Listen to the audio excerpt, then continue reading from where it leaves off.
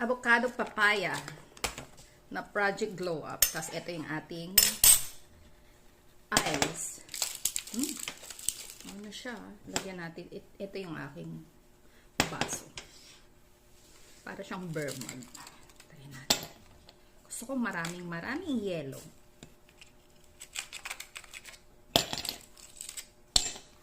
Ang sarap nito. Dapat nga nito pag iniinom siya before ka kumain. Kaya lang 'di ba nakakaumay yung kinakain. So instead of Coke, ito ang ating iinumin, 'di ba? Para walang sugar and healthy. Guys, atin yung ikakat. Yan. Kakat na natin. Para makita nyo, hindi ko talaga kayo ini-etchos. Talagang ginagamit